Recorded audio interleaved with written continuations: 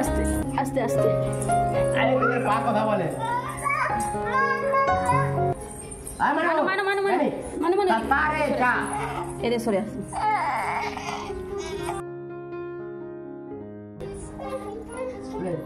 আচ্ছা ডুবি দিচ্ছি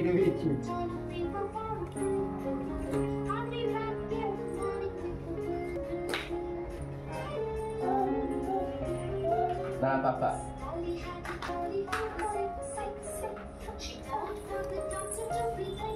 কিরকম অবস্থা দেখছো? আরে বাবু, এ বাবু, ওই রকম অত ছুটা দৌড়া চাপ পড়ে গেলে। মানু, এ মানু, তুমি কি খাবে? টোস্ট খাবে? তুমি টোস্ট খাবে? তোমরা ফেলাতে নেই, ওরকম ফেলাতে নেই, ফেলাতে নেই। খেয়ে নাও, চায় ডুবি দাও, সেই চাটায় ডুবি দাও, আমার চাটায়।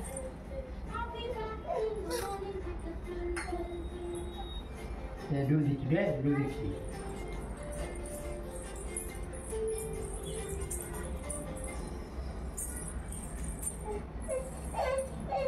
তাহলে তা বলতেছি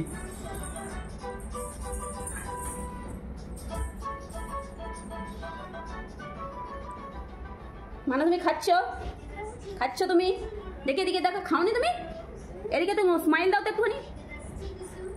ওরে বাবা রে, একটু স্মাইল দাও, এদিকে দেখো, এদিকে দেখো। বাই বাই করে দাও তো, আবার একটু ভালো করে বাই করো। Hello everyone, good morning. কেমন আছো সবাই? আশা করছি তোমরা সবাই খুব ভালো আছো, সুস্থ আছো। আমরাও কিন্তু বেশ ভালো আছি। আমি শ্যামলী। আমার এই ছোট্ট পরিবারে আরও একটি নতুন ব্লগে তোমাদের অনেক স্বাগত জানাই। এখন বাজে 9টা। আজকে দিনটা হচ্ছে সোমবার। চা খেয়ে নিয়েছি। চা খাওয়ার পরে ঝাড়ু পোছা করে নিয়েছি। করে নেওয়ার পরে এই যে রান্না করতে চলে এসেছি কিচেনে। আর রান্না করে নেবো তাড়াতাড়ি, কারণ কি আজকে আনু আর সানুকে নিয়ে যাব স্কুলে। আসলে কি বলতো, ওরা ছোট তো, তাই ওদের স্কুলে যে নিয়ে যাব আমাকেও ওখানে বসতে হবে। ওদেরকে ছেড়ে চলে আসলে চলবে না, কারণ ওরা কান্নাকাটি করবে। তো সেই জন্য ওদের সাথেই যতক্ষণাই বসুক আমাকেও যেয়ে বসতে হবে আর কি। তো এই জন্য সমস্ত কাজ সেরেই যাব। তো চিকেনটা ভালো করে আমি ধুয়ে নিয়েছি প্রথমে। তারপর ওতে লবণ দিলাম, হলুদ গুঁড়ো দিলাম, ধনে গুঁড়ো দিলাম, তারপরে লাল লঙ্কা গুঁড়ো দিলাম, তারপরে দই দিয়ে দিয়েছি। সব কিছু দেওয়ার পরে ভালো করে যে মাখিয়ে নিচ্ছি।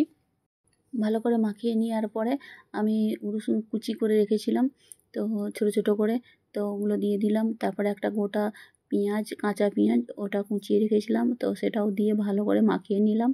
এইভাবে চিকেনকে ভালো করে ম্যারিনেট করে রাখলে টেস্ট হয় খেতে। তো বেরেস্তা এখন বানাচ্ছিলাম, বানাতে এই যে ডাইরেক্ট চিকেনের মধ্যে দিয়ে দিয়েছি। আর উপর থেকে ধনেপাতা দিয়ে ভালো করে একদম আবার মাখিয়ে রেখে দেবো। মিনিমাম আধা ঘন্টার মতো আমি রেস্টে রেখে দেবো। ম্যারিনেট করে রাখলে কী হয় বলো তো, চিকেনটা নরমও হয়, খেতেও ভালো লাগে। তাই ম্যারিনেট করে আগে থেকে রেখে দিলে বেশ ভালো। তো মেখে রেখে দিয়েছি। আর এদিকে যে কড়াটা গ্যাসের উপর চাপিয়ে দিয়েছি, গ্যাস চালু করে দিয়েছি। তারপরে যে সরষের তেল দিয়ে দিলাম, দিয়ে রসুন কুচি করে রেখেছিলাম। তো চিকেন যখন ম্যারিনেট করেছিলাম তাতে একটুখানি দিয়েছিলাম 1 চামচের মতো। আর এই যে এখানেও টি চামচের 1 চামচ দিলাম। দিয়ে ভালো করে ভেজে নিয়ে তার চিকেন যে ম্যারিনেট করে রেখেছিলাম ওইটা দিয়ে দিলাম। দিয়ে ভালো করে ভেজে নিতে হবে, অনেকক্ষণ ধরেই ভাজতে হবে, যাতে ভাজতে ভাজতেই যেন চিকেনটা নরম হয়ে যায়। আর এতে আমি কোনো আলু দেবো না, জাস্ট এমনি কষা করব, চিকেন কষা, একদম লাল লাল চিকেন কষা করব। একটু তাড়াতাড়ি রান্নাবান্না সারতে হচ্ছে, আর তাড়াতাড়ি উঠে কাজ সেরে নিতে হয়েছে। ঘর মোছা, ঝাড়ু মারা এসব তাড়াতাড়ি করে নিতে হয়েছে, কারণ আজকে আনু আর সানু প্রথম দিন স্কুলে যাবে। জানো তো, আজকে আনু সানু যে স্কুলে যাবে ওটা কিন্তু মারাঠি স্কুল। আর দেশে যেমন ফিটিং সেন্টার, সেটা এখানে আঙ্গনবাড়ি বলে। তো এখন আমি এখানে আর বাঙালি ফিটিং সেন্টার কোথায় পাবো? তো আঙ্গনবাড়ি, মারাঠিদের আঙ্গনবাড়িতেই নিয়ে যেতে হবে। আর এটা তো আর পড়াশোনার জন্য না, জাস্ট বসবে প্র্যাকটিস হওয়ার জন্য। ওই জন্য তাড়াতাড়ি রান্নাটা সেরে নিচ্ছি। আর এই যে মশলাটা দিলাম, কাজু, কাঠবাদাম, তারপরে আদা, রসুন আর নারকেল, এগুলো একসাথে নিয়ে পেস্ট বানিয়ে নিয়েছি। পেস্ট বানিয়ে তারপরে যে চিকেনে দিয়ে দিলাম। আরও 1 চামচ লাল লঙ্কা পাউডার একটু দিয়ে দিলাম, কারণ কালারটা আর একটু ভালো আসার জন্যে। তো দেওয়ার পরে একটু ভালো করে নেড়ে নিলাম। আর এবার ঢেকে রেখে দিচ্ছি। চিকেনটা কম আছে, মানে মিডিয়াম আছে 10 থেকে 15 মিনিটের মতো ওটা হোক।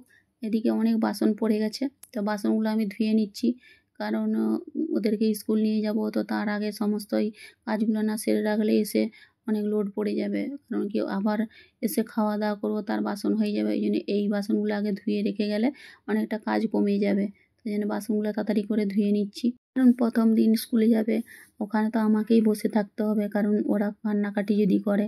আর সবাই তো বলে যে যে মাম্মিকে বসে থাকতেই হবে কিছুদিন, যতক্ষণ না প্র্যাকটিস হয় বা নিজের থেকে না বসতে পারে। তো এখন আমাকে রোজেরই তাড়াতাড়ি কাজ সেরে ওদের সাথে বসতে যেতে হবে।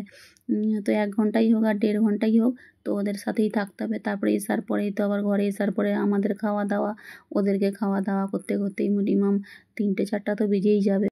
কি জানো তো, আমাদের আনু আর শানু বাঙালি হতে পারে, কিন্তু মারাঠি বুঝে মারাঠিই বলে।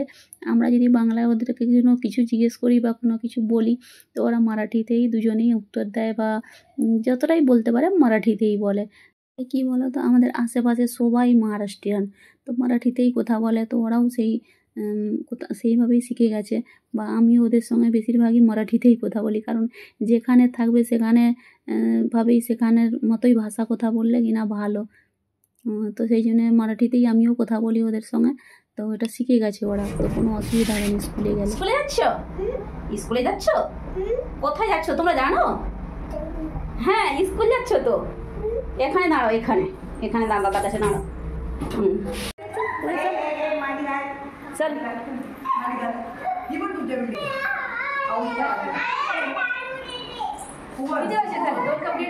दोन झाले आता 23 तारखेला.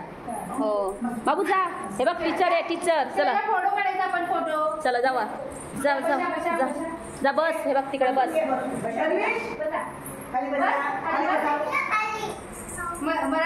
मराठी मराठी बोला. चालेल. এই যে আনু আর শানুকে নিয়ে স্কুলে চলে এসেছি। টিচার জিজ্ঞেস করছে যে এরা 2 বছরের হয়ে গেছে, তো আমি বললাম হ্যাঁ হয়ে গেছে, মারাঠিতেই বললাম।